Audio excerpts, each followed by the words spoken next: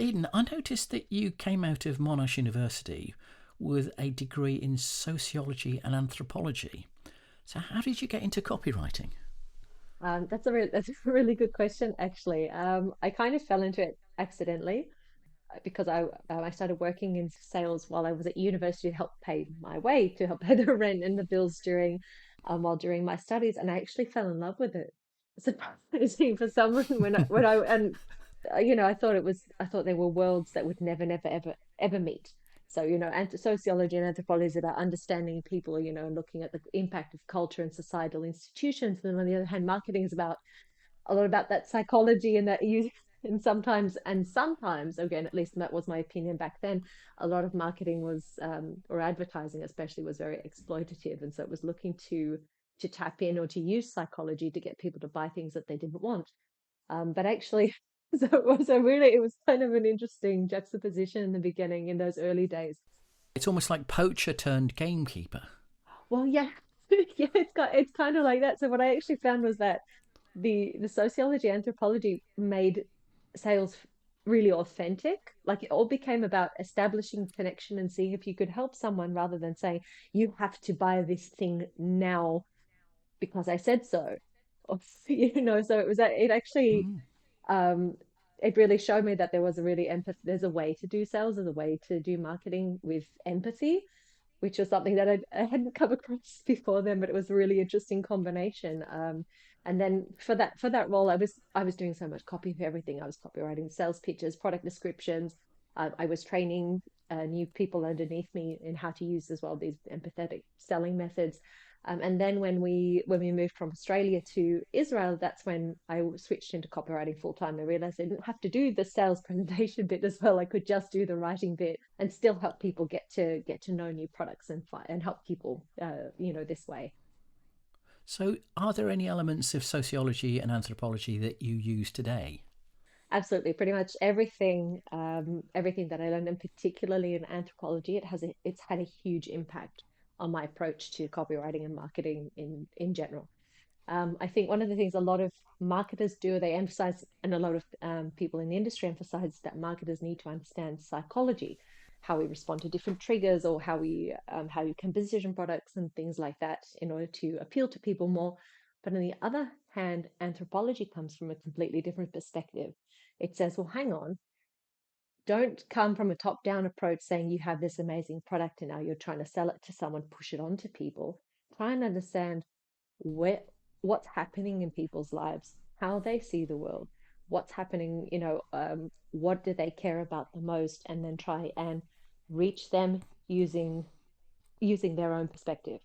So it's not trying to come from this top-down approach again of you buy this because I think it's great and I need to make money, but it's coming from this approach. Well, there's this really cool product, and it could really help you, but then using their own by getting close to them as much as possible and showing them that you're able to help them rather than trying to force them into something.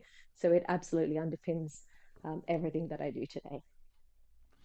And is there any conflict between psychology and anthropology?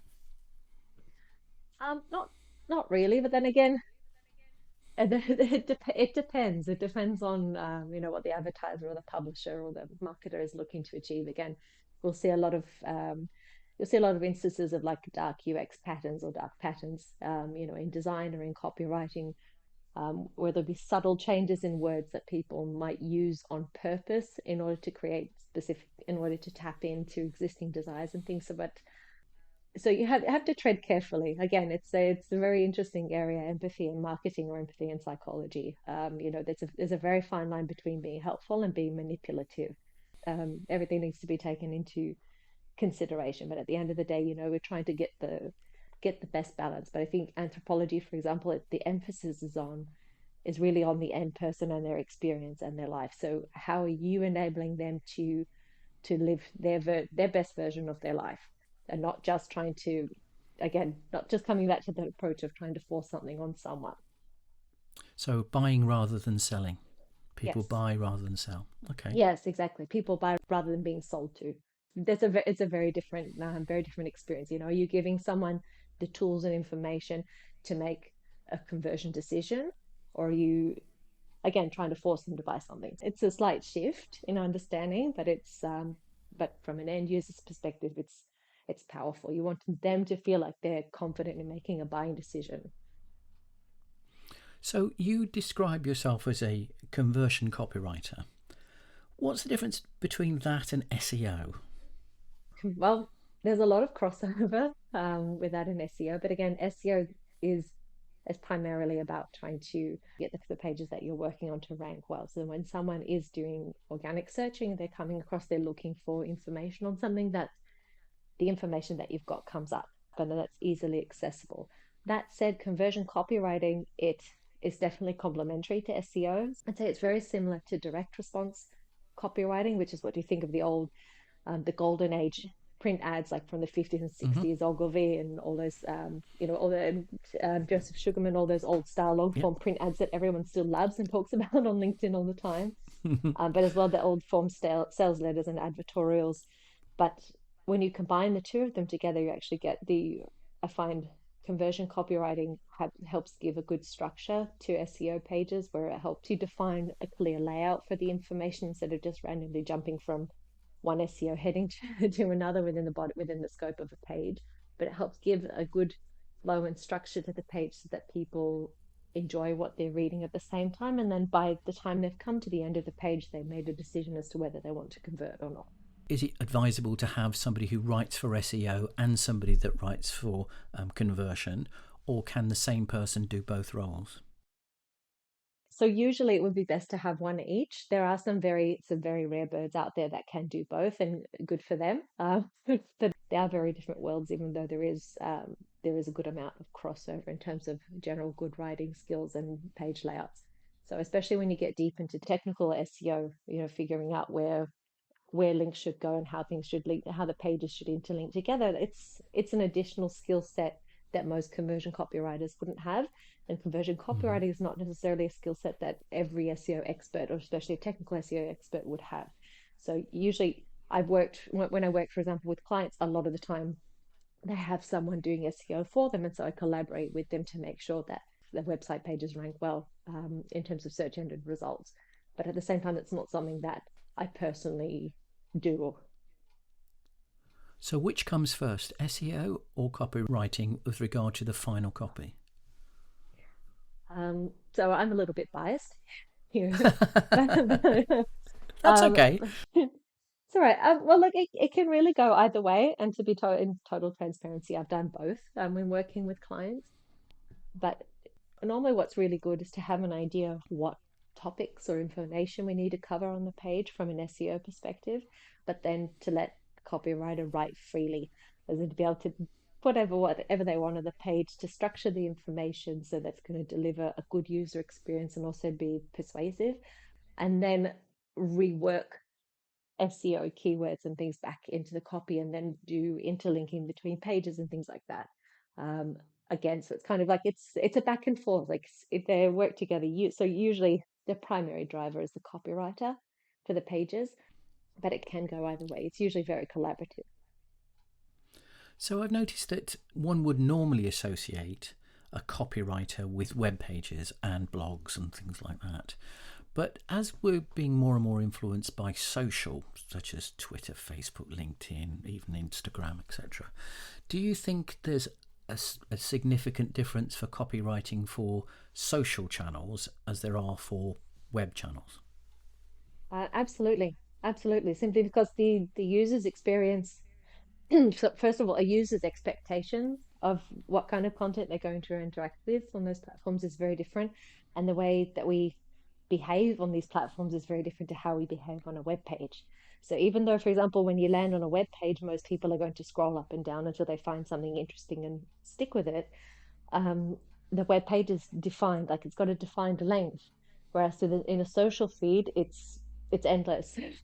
It's what they call the doom scroll. Like you could just keep scrolling for endlessly, Yep. forever and ever.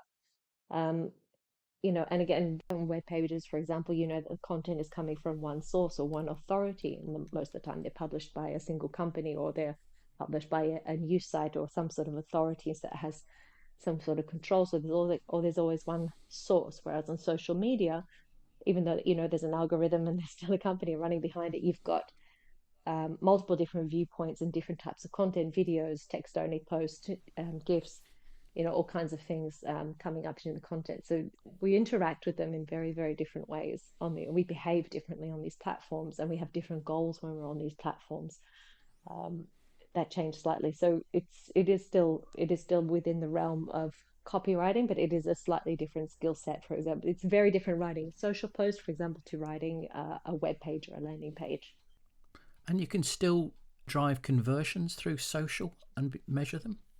Yes, yes, absolutely. It depends on what metrics you set up or what you're looking for. Again, that's one of the funny things that they say about what they say about like social posting, for example. If you're doing social posting for general brand awareness or demand generation, um, the type of engagement or the type of metrics you'll be looking for are for example, new connections or number of messages that you get, and not just the number of views on a post, for example, because views are great, but you don't know if it's actually getting if it's actually going to help drive the business result that you're looking for. But is it not that when you're doing social, you're not necessarily looking for what one describe as a typical conversion? So somebody isn't going to buy something essentially off a social post, but your ultimate aim may be to get somebody to move to that next progression. Is that right? Yes, yes, exactly. So, and that's so what I said, it's not you're not always necessarily looking for a direct conversion, but it ties in well to that idea of general brand awareness. You're warming up a wider audience, so they become familiar with you. Again, they're moving from one stage of awareness to another. If they were unaware of you, then they become problem aware through you. Then they come to see you as an authority. Then they come to understand that you have products and services that you can help them with. And then when they're in a position to buy, then they'll be more motivated to buy because you're living kind of rent free in their head, which is really, really which is really powerful. Again, it comes back to that idea of you're not you're not trying to force someone to buy someone for the first time that they see you, but you're actually coming to them on their own, on the same level, on an eye to eye level, and actually showing them that you've got something interesting, you're here to help them. And then when they're in it, when they feel persuaded enough, they feel that they're encouraged enough to buy or in their position to buy, then they feel that they're making a powerful conversion decision on their own terms. So I'd kind of describe that very much like in the old copywriting days of using AIDA, which is attention, interest, desire, and action, Mm-hmm. and being able to create a flow with regard to your copy to be able to take that ultimate action, whatever that might be click to the website or whatever it might be. That presumably works the same on social, but potentially you're wanting people to either get better brand awareness, or you're wanting people to actually go to the website or whatever, click on a link that's on the bottom. Do you Mm-hmm. feel that people are using that kind of AIDA methodology a lot in social, or is it just broadcasting for the case of broadcasting? It's a bit of both, but I do find that. So I think the interesting thing with social was, for example, on a web page, you would probably see Ada laid out the entire progression of Ada on a single page. On social, you would probably see it Ada split up over across four posts. For example, you'd see one post that's based on attention, one post that's based on interest, one post that's based on desire, and one post that's focused on building action. Sometimes people will link the posts together, sometimes they won't. If their audience is generally following them and is engaging well with their posts. But for example, on a web page or a landing page, the top will stop. The headline will be focused on on grabbing their attention, and then the first paragraph or first lines will build interest, and so on and so forth. So it definitely is still absolutely used in social, but I think as well as social, it's often split up. You often won't see it all in the context of a single post. And obviously things like blog posts would help in that respect because you can serialize things, forget people's interest, which means they'll keep coming back. Yes, yes, absolutely. Is copywriting different in a B2B world than a B2C world? Yes, well, yes and no, but yeah, it definitely is because in B2B there's a lot more stakeholders involved in the purchasing decision. I think that's something that we see quite a lot, and especially now with the recession, there was talk of maybe two or three people who used to be making a purchase decision from a B2B company. Now it's like 7 to 10 or something, or even more. Wow. Yeah, so there's a lot of different people and different points of view or different perspectives that you have to account for, different roles, different titles, different internal politics when you're working with different companies. So it's very different. It's very, very different approach. Whereas with B2C or D2C, you're often talking directly to the end consumer. There are probably other people involved, or there are often other people involved in making the final purchase decision, whether they consulted directly or not. So, what would my partner think of this? What would my parents think of this? What would my kids think of this if I buy this thing? Even if they're not consulted directly. Whereas if you've got a B2B product and you've got $1 million contract on the line, there's going to be a lot of hands, a lot of opinions involved in that decision making process. And do you think the copy is more nuanced with regard to each of those particular individuals inside of B2B, whereas in B2C it's kind of more direct and you can be hoping that that purchaser is going to be a single purchaser? And if you are doing that, do you write the copy which is nuanced all at the same time, or do you just create one and then just change the tense or the grammar or whatever it might be to suit the individual who you're aiming it at? Yeah, fantastic question. So usually for B2B, you do delineate, or you do separate it out. You do segment the copywriting as much as possible for those different audiences, because what a CFO cares about is not the same what a CMO cares about or what a CTO cares about. So if you're targeting, different managers or different people within those groups, you certainly need to slightly, it will be the same core messages coming through, but there will be some nuances there. So what you usually do is you have, if you're creating a campaign that's going to meet everyone, so you will have slightly different variations on that same theme. Whereas when you are writing directly to one end consumer, you can be far more direct. You can assume that you're talking to one person, unless it's an expensive uh, direct to consumer purchase. If it's above 2,000, 5,000, $10,000, and you can assume still that if it's lower than that, you can assume you're still talking to one person most of the time. And do you think that in B2B there's more need for an anthropological approach? Absolutely. Absolutely. And I think this is something that, and I'm not, I'm not saying that to toot my own horn because that's what I do. Um, I think what happens a lot with B2B copywriting or B2B companies in general is that they get so excited about the technology and they follow things in a very logical and methodical manner.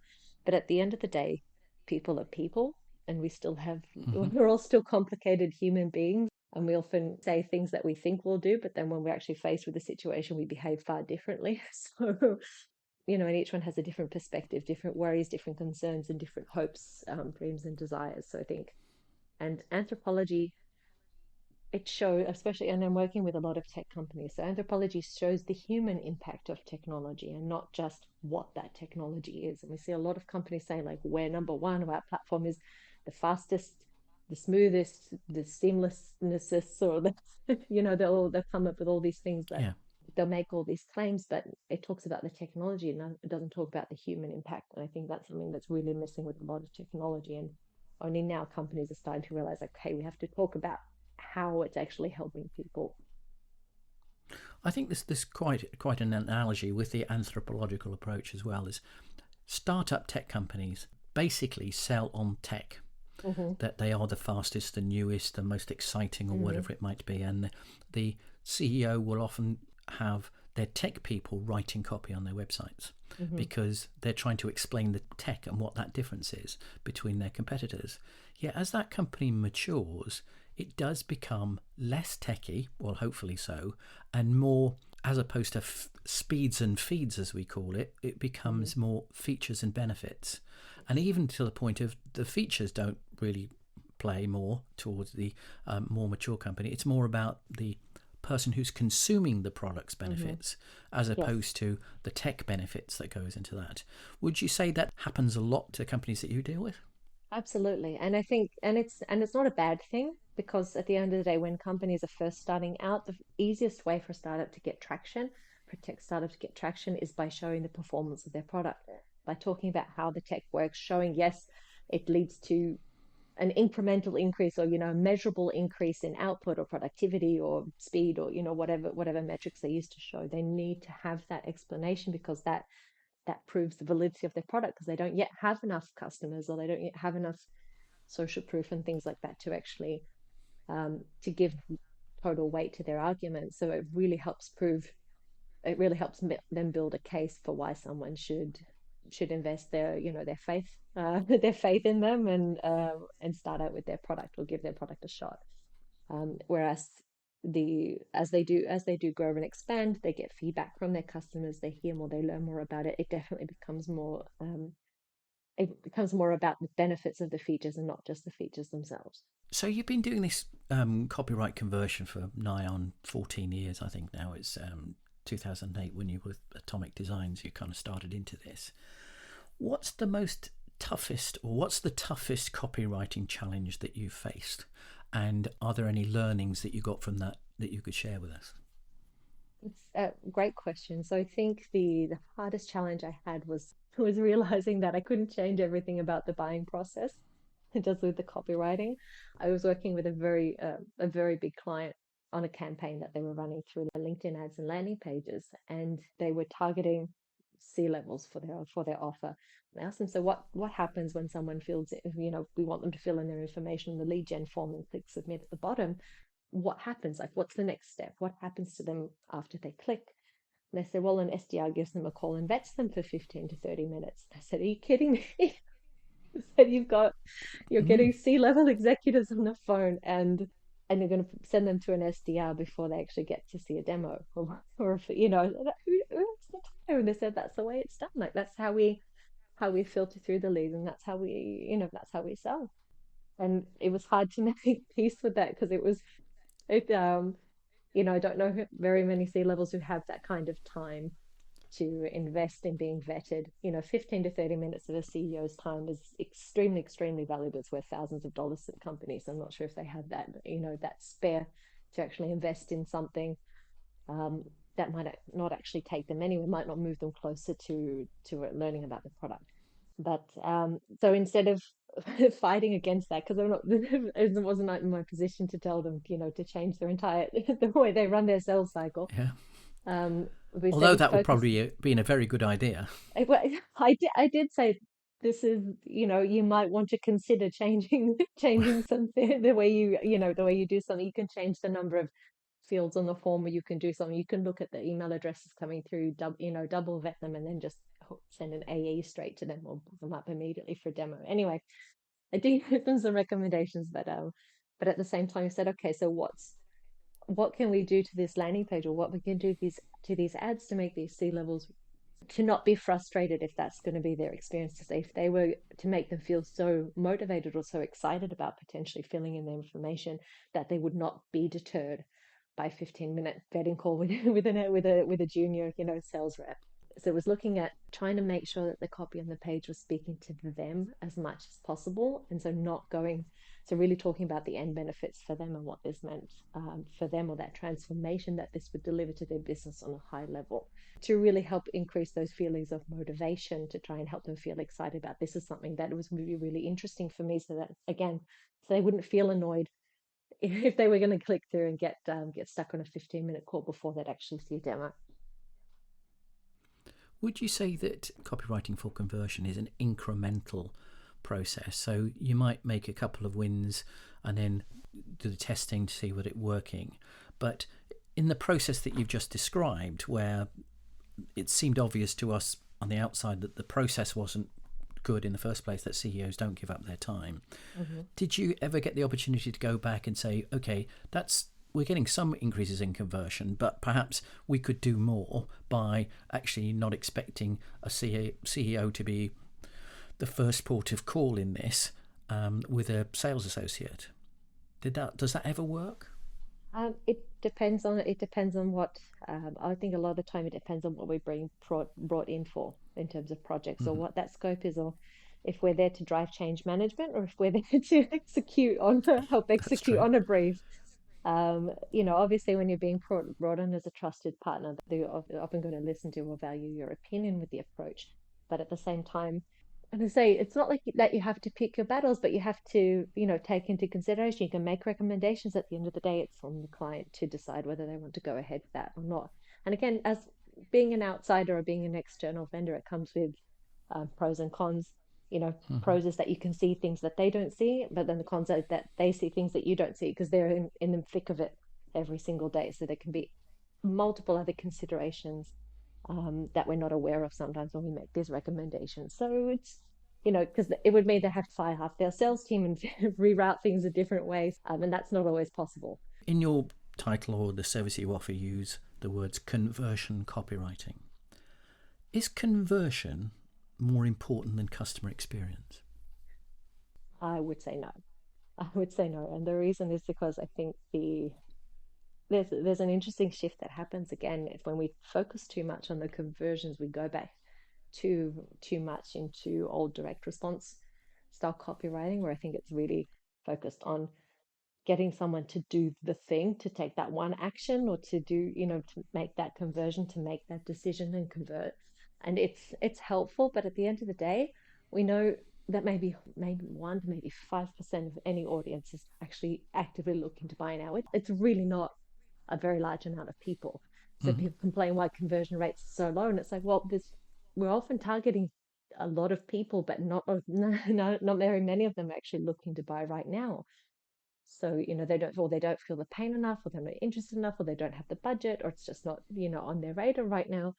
So often to go too conversion heavy, we run the risk of delivering a poor customer experience. And I think the importance is when you balance it out, when you look first and foremost at delivering a good customer experience, a good user experience through your copy, even if someone doesn't convert, you've made a good impression on them. It's like when someone sees a funny ad. It's the same idea when someone sees a funny ad, it makes them laugh, it makes them Mm-hmm. crack up, they'll share it with their friends, or they'll do something and they'll recommend it to a friend. But then that ad or that brand has left a good impression on them, and it sticks in their mind for a really, really, really long time, long after they actually had that initial interaction or saw it. And so that when the time actually comes when they are looking to buy something like that, you're the first person that company is the first one that they think of. And that's the same with conversion copywriting. We're sometimes so focused on conversions, which is great because that's what we're supposed to do. We have to try and increase conversions, but it shouldn't Mm-hmm. be at the expense of the user experience. It should be with that understanding, okay, how can we do this in a way that we're kind of planting a seed, or delivering a good impression, so that even if they're not converting today, they're going to have a good impression and they will come back eventually. Yeah, that's very true. One of the things that we're hearing a lot about in recent weeks is Chat GPT.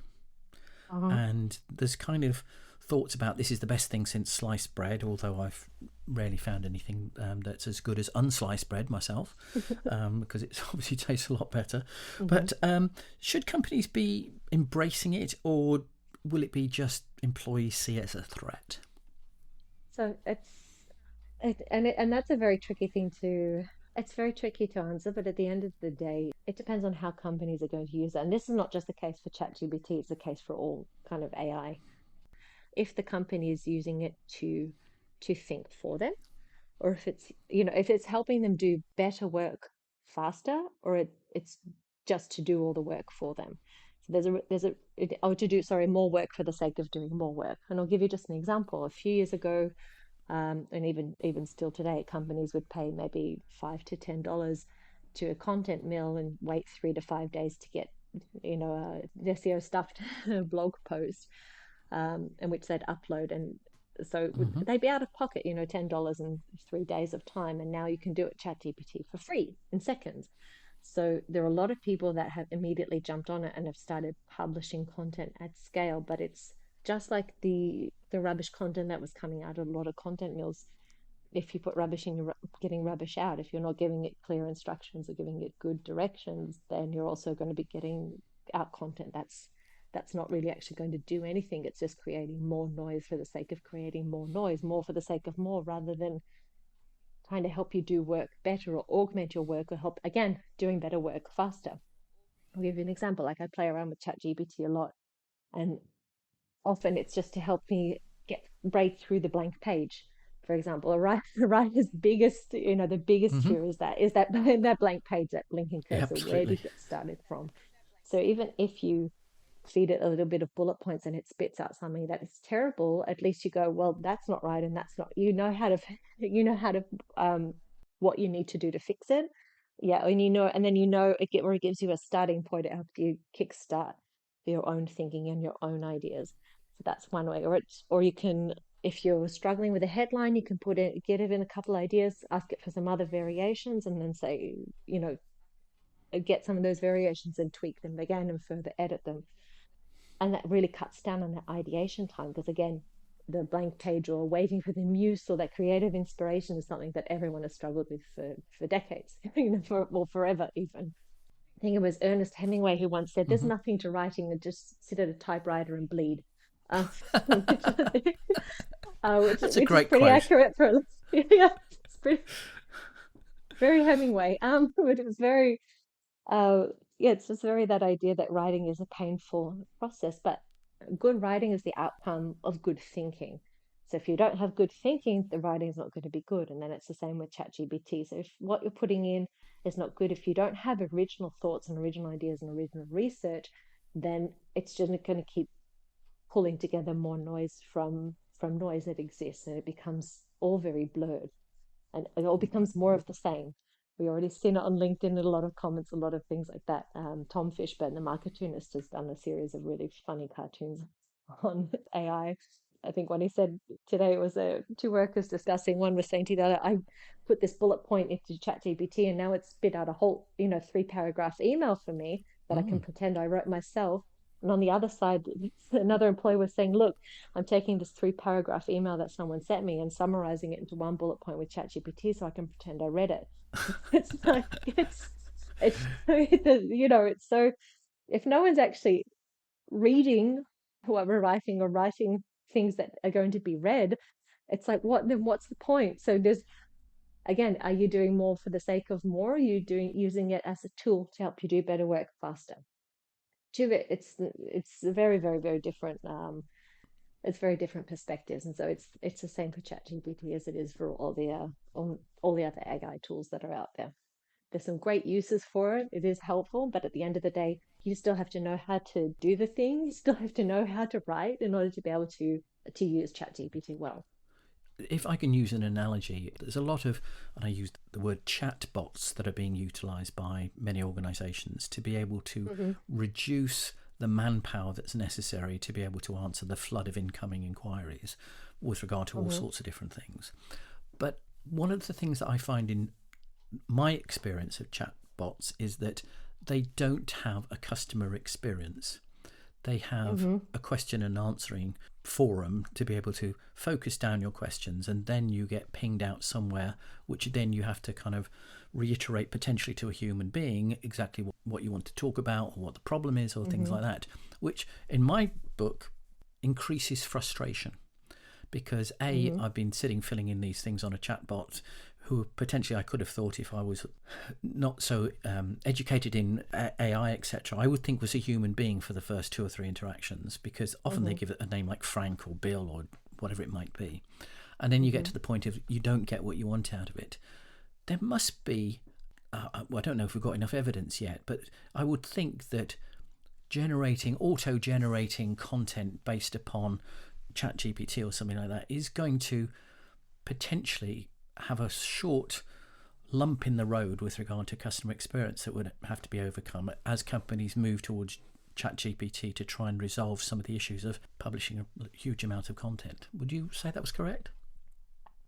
Yeah, absolutely. I mean, we, we see all the time. We see people posting photos of their interactions um, with like a Facebook ad rep, for example. Someone was trying to get a hold of an ad rep, and he just kept typing human in the chat button. It said, "Click here to go for Facebook ad support." He's in the Facebook ad support. And it was like we couldn't actually get to a human at the end of the day because it was just the chatbot kept rerouting him to the support page, but he was on the support page and he couldn't get human support, which is why he was using the chatbot. So you're absolutely right. I think ChatGPT especially, but all these things, it looks like magic if you don't understand what's happening under the hood. OpenAI's founders also said people are thinking ChatGPT can do things that it can't. And they said people need to reel back their expectations of what it can actually do, even with GPT-4 just out now. Mm-hmm. But still, a lot of people thinking that it can do more than it can, or they're thinking it can think, which is where we're starting to get into murky waters, kind of apocalyptical AI robots taking, thinking for us, thinking better than us, overthinking us. But so what they're really good at doing is logical thinking. Chat GPT is a huge probability calculator with words. It's predicting the most likely word that's going to fit next in the sentence based on the input that you've given it. Yeah. So it's like a calculator. But at the same time, it doesn't understand why we make certain choices.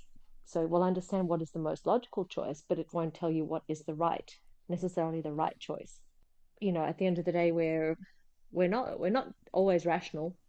Humans are not always rational, and there are things that we will say we'll do, and that we won't actually do in real life.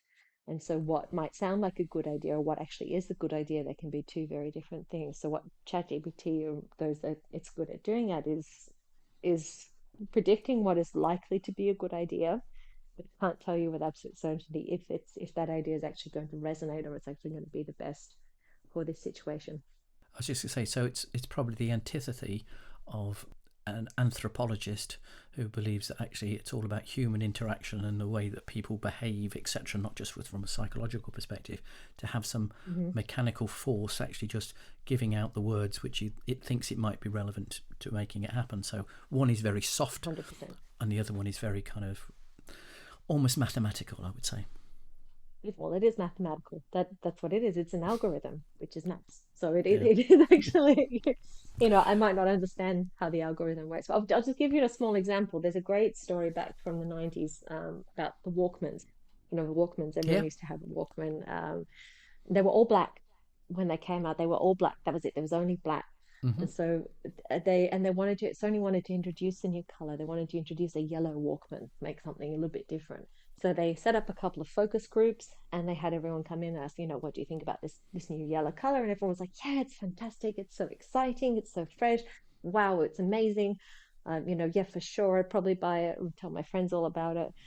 And so, everyone was very happy. Of course, all the executives were very happy. And on the way out, as a present, they had two tables of Walkmans set up for everyone to take, a table of black ones and a table of yellow ones. Everyone took a black one. No Yeah. one touched the yellow Walkman. So there is always a separation as well between what we think we might do, logically what we think we might do, and what we actually do in a given situation. So I think as well that understanding of emotions, of human psychology, of empathy, that's not something that ChatGPT has. It doesn't understand emotions. It says it doesn't understand emotions. It understands how to apply different percentages of emotions in terms of word choice, but not actually the meaning behind those word choices. Well, Eden, thank you very much for your time. It's been a very interesting discussion. I think we've broadened conversion copywriting a little bit and people's understanding of conversion copyright. Hopefully, it'll help people understand that better. But for now, thank you very much. I'd love to pick up with you in maybe a year's time to see if ChatGPT has had the positive results it's proclaiming it might have, and see if we're still talking about how humans interact in a customer experience. Yeah, absolutely. We're more than happy to meet up with you again in the future. Thank you so much for having me. Thank you very much, Eden.